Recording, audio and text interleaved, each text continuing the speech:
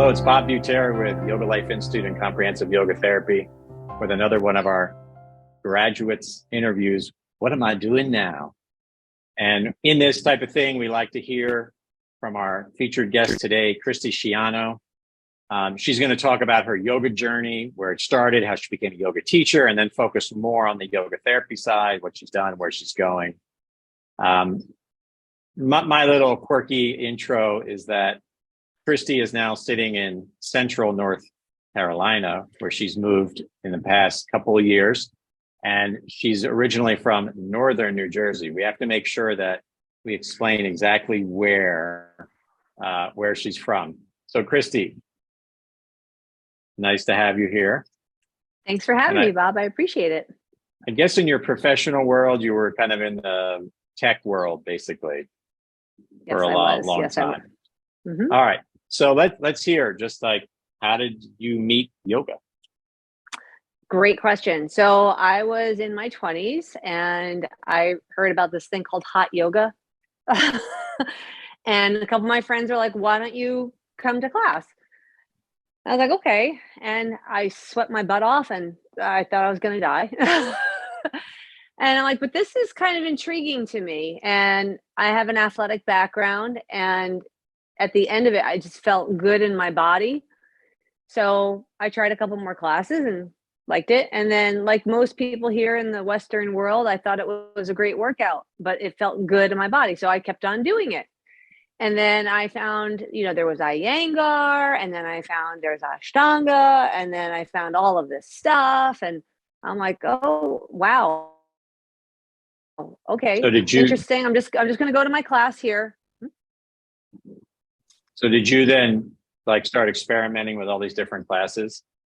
Yeah, I'd pick it up if I had time. I was working full time. I'd pick up one here, and I was like, and I got, back then there were DVDs and VCR tapes, and I tried a couple, and I was like, okay, this one doesn't feel good. This one feels better, and it was really, the philosophy side of it was not even known to me.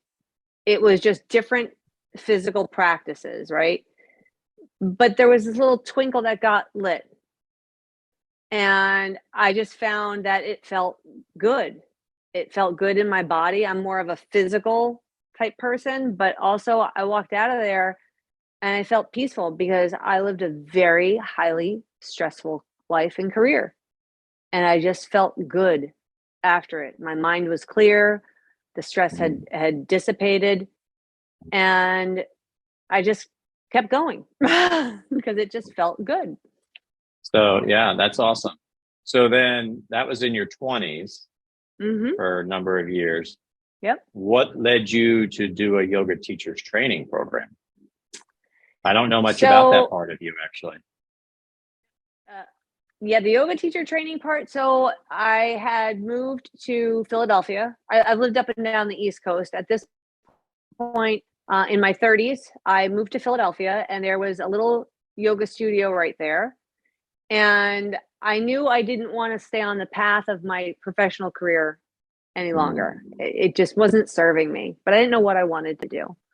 So yoga, really interesting to me. I'm like, well, why don't I become a yoga teacher? Let me research some of the places here. And I talked to the woman that was literally up the street about different yoga centers in the area. Philadelphia is a big city.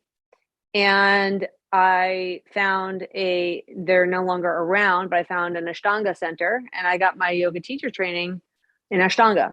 And that, again, spoke to me physically, because at that time I was more of a physical yogi. Great. But then I started learning about the philosophy. Hold on a sec. So she used a big yoga word that not everybody would know. So Ashtanga yoga, it would be like the pure version of exercising yoga. Yes. Like the original, when you hear the word power yoga in the modern day, or you go to a fitness club and you're sweating even a little bit, that originated in this path of Ashtanga yoga, which is what Kristy did, which is the way a lot of people who are athletic kind of come into yoga, where they're doing a more physical workout. And then, just like you, I hear this story a lot. And there was like a little few words here, and it made a lot of sense, and I liked the yoga. So how did the philosophy part, you were just starting to go into that when I paused. Yeah. So, they introduced some of the philosophy aspect in the Ashtanga teacher training. It wasn't super heavy on it though, and that's okay. That's fine. But I was like, this is intriguing to me. And I knew there were different other traditions. I knew there was Iyengar, but I was like, all right, well, I need to kind of find more about this. And the yoga studio up the street, she was a yoga therapist. Yeah, mind blown. And I talked to her about it, and I'm like, what is yoga therapy? And she introduced me to it, and I said, well, are there any yoga therapy centers around here? Because I just want to talk to someone and learn more about this. Because to me, that was a pathway into the philosophy side. That's what I originally thought, not knowing all the other stuff that it entails. So I was living in Philadelphia, and then I found YogaLife and did some research about other yoga therapy schools and chatted with them. And then I spoke to you, Bob. And I was like, all right, this is the area that I should be on. While I was more of, like you said, the physical type yogi, because that's what I was brought into, the yoga therapy part really spoke to me even more because in 2007, I suffered a major trauma and was not given time to live. It was a major physical trauma that encompassed mental trauma and emotional trauma too. And the yoga therapy training really, like, hey, this is what will heal. This is how I can help people. And that led me to get my yoga therapy certification. So the yoga therapy was in part from your physical injuries. It was like another level of your healing. Yes, it was a Maybe more the emotional side, I'm going to guess. Yeah, right? 100%. Yes, 100%. Right. So that was quite a while ago, though, because when did you do yoga therapy training? 2016 or 17, somewhere around there? I finished yoga therapy in the heat of the pandemic, 2020, June of 2020. And then, of course, it started in 2017. Yep. Right. Cool. So why don't you explain to us, again, I didn't want to interrupt in the middle, but you said something pretty powerful. So you said the yoga therapy encompasses all that philosophy. So what, for somebody listening who doesn't know what that might be, maybe, most likely they had an experience of yoga as you did. Mm-hmm. How would you summarize the philosophy theory side and how that helped you and such? So let me give you a real story that might be helpful, right? You have to read the Bhagavad Gita. And we had some readings in the Ashtanga, but again, I was working full time. I thought my perception, my samskara, was this is what yoga is. So, I was like, all right, I'll just read this. And then I stepped back and read it. And there were some things we talked about in yoga therapy training. And I read one sentence from the Bhagavad Gita. I forget which one it was, but I remember, and I was like, whoa, I felt something physically in my heart. I'm getting goosepimples now. And I was like, this could be taken so many ways. This is deep.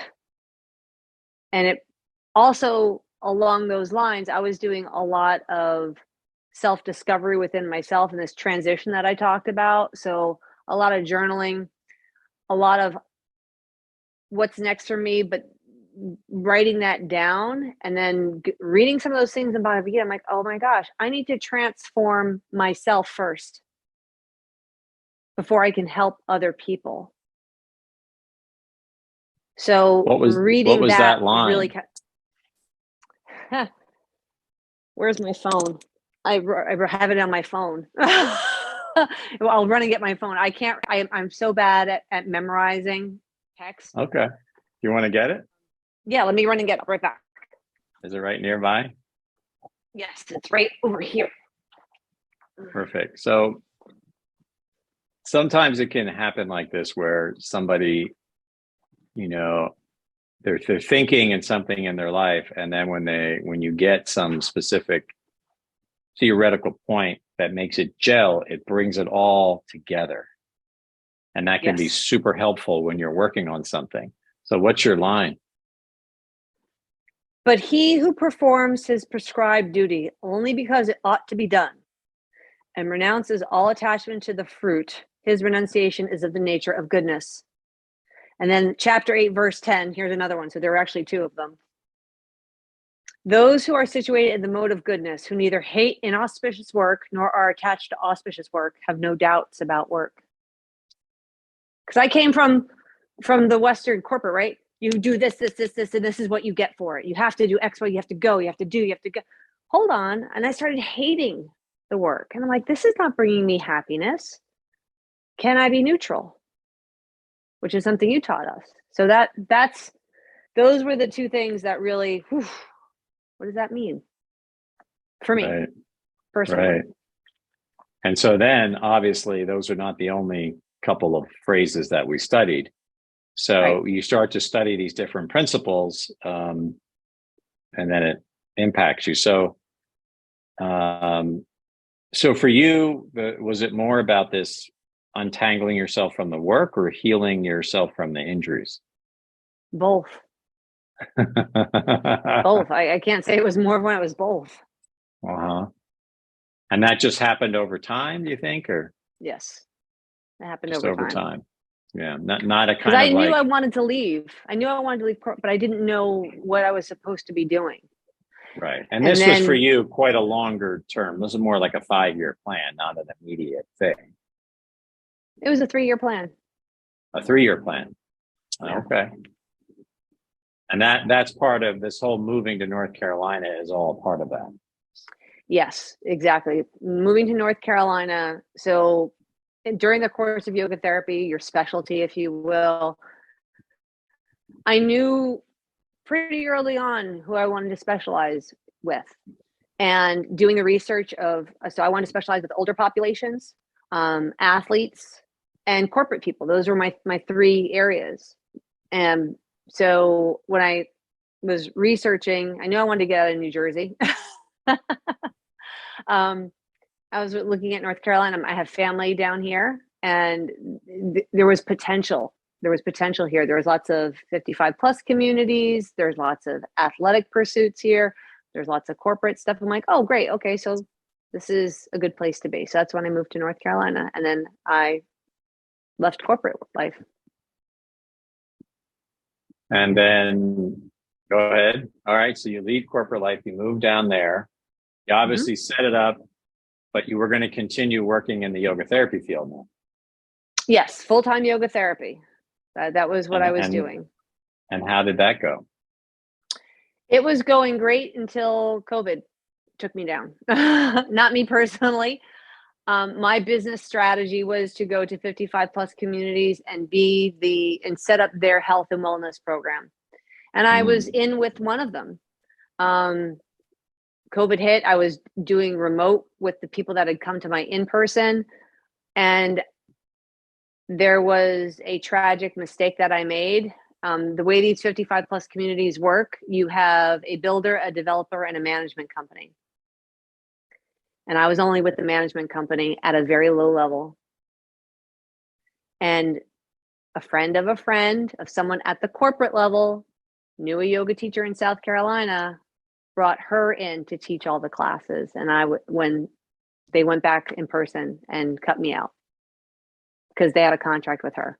And that's what happened. So, but I have my private clients that I still see to this day. And I just did that. And how many classes were you teaching there? I was doing 3 a week. Mm-hmm. And did you also see seniors for private? Yes, You did. Mm-hmm.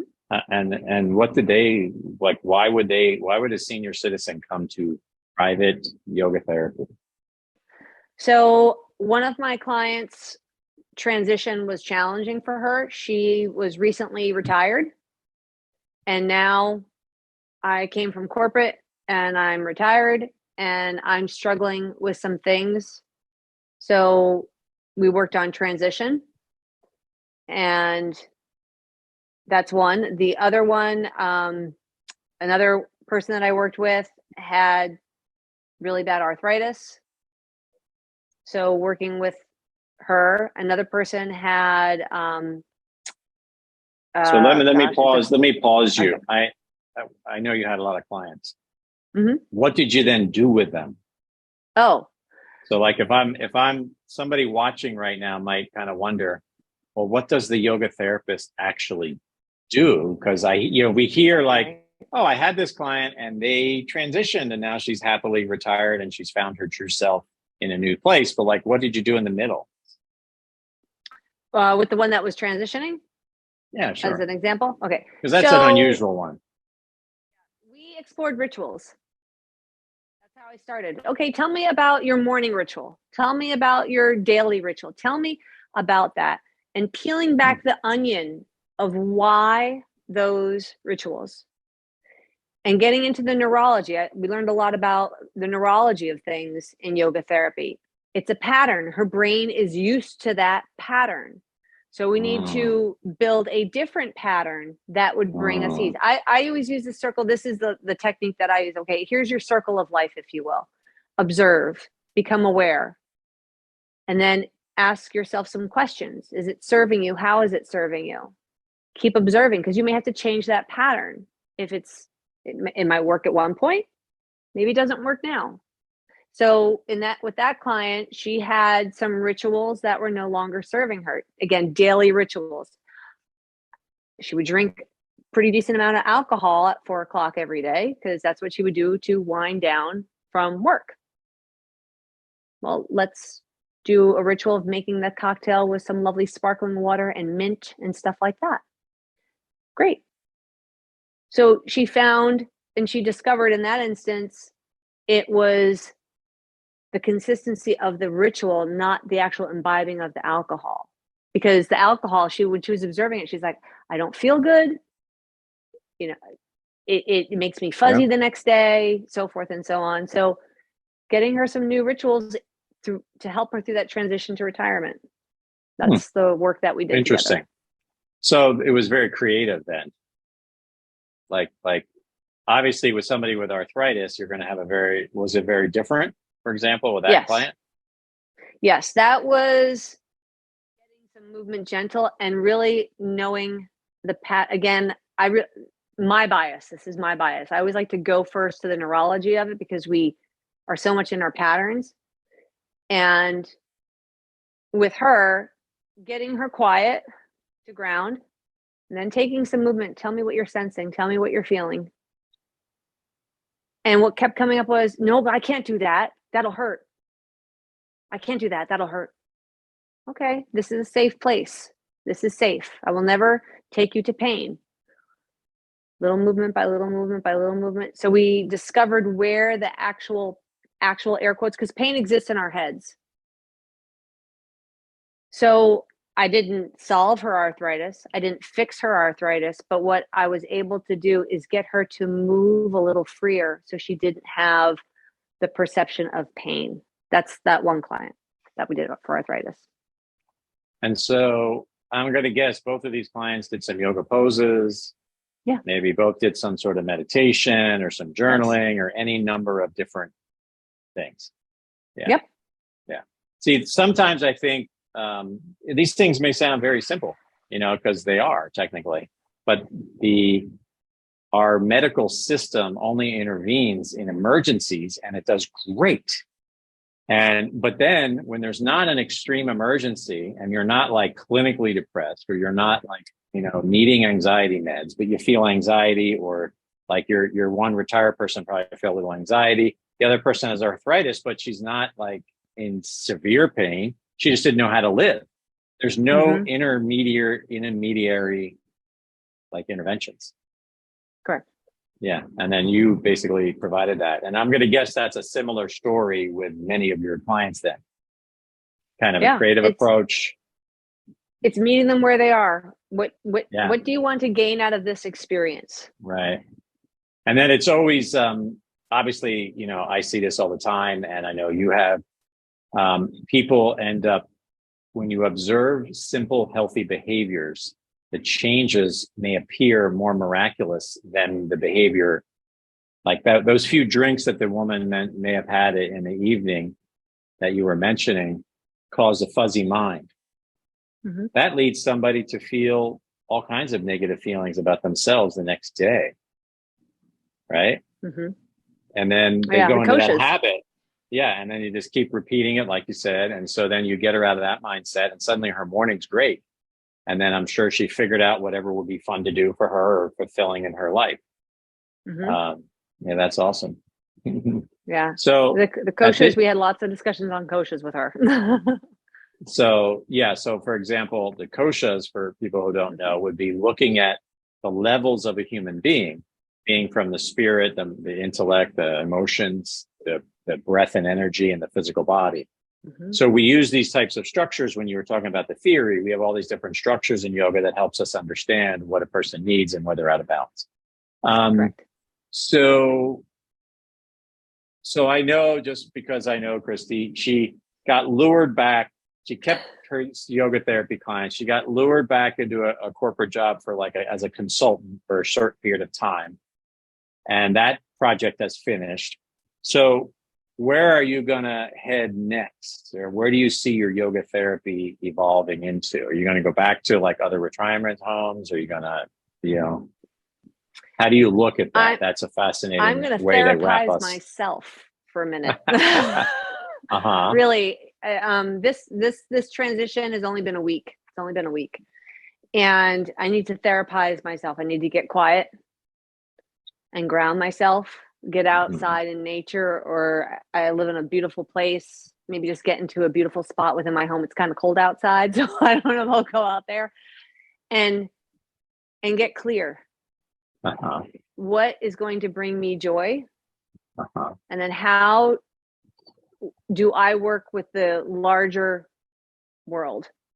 Uh-huh. And in terms of my yoga therapy, when I went back to corporate life, I had to give up several of my clients.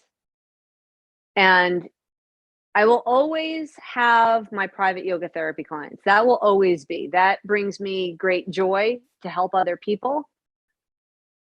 So I will always have that. But when I went back to corporate, I couldn't market myself. I couldn't, go and grow the plans that I originally had. So get quiet, see if my former vision is the vision that speaks to me now, and take it from there. I'm a big believer in writing it out. Mm-hmm. When you take the power of what's in your mind and put that power on a piece of paper, mm-hmm.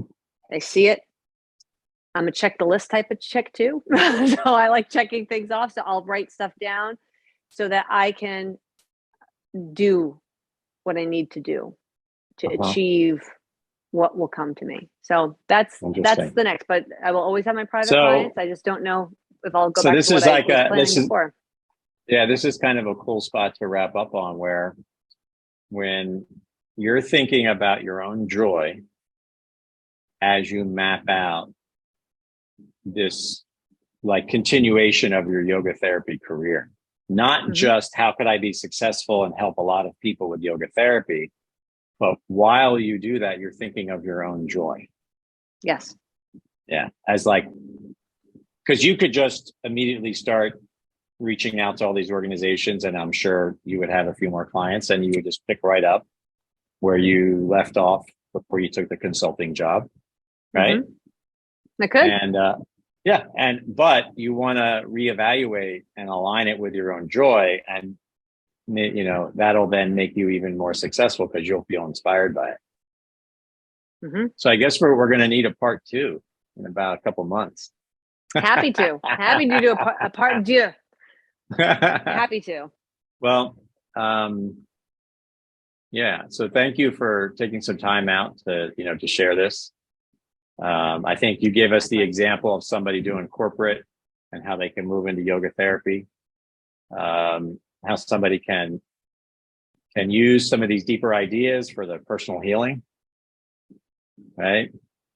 Find their own joy, connect that to every part of their life, and we can obviously just see that you're thriving, and it's wonderful to have your example. Thank you. Well, thank you for the opportunity to chat, Bob. I really appreciate it.